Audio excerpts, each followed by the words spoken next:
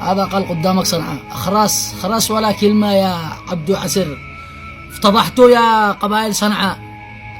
البنت بنتكم الطفلة جنات ما قدرتوش حتى تتكلموا ولا قدرتم تنصروها. لا عاد تفكروهاش عنبطة وانكم رجالة وقبيلة وكبب. انتم ما قدرتوش تنصروا طفلة بنتكم هذه، شرفكم وعرضكم. لا عاد تهوكوش. هذا عدو جاي خولاني جاني طفلة ما قدرتش تنصرها. لا عاد تتكلموش. هذه عار في وجوهكم كلكم يا قبائل صنعاء، بالذات الحيمة الداخلية والخارجية. يغتصبها واحد بيت نجاد. بيت نجاد أصلهم من فين؟ من إيران.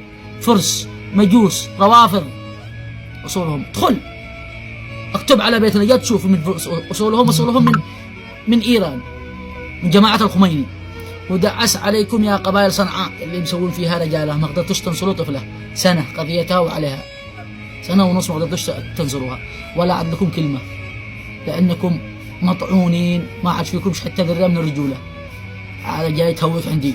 ذرف. لو فيكم رجالة انكم نصرتم الطفلة هذه. طفلة تنتهك وتغتصب من رجال مزوج ومحصن وعمره 30 سنة، وهذه عمرها 9 سنوات. ولا عاد لكم كلمة. هذه قضية جنات. فضحتكم صح، لأنكم ما عاد فيكمش حتى ذرة من الرجولة. سحر الخولاني مسكوها الحوثيين وجلستكم، ما حد تكلم منكم. فعلتم زحمة الشيخ محمد الأزيدي. رفاو هذا جاي تهوك.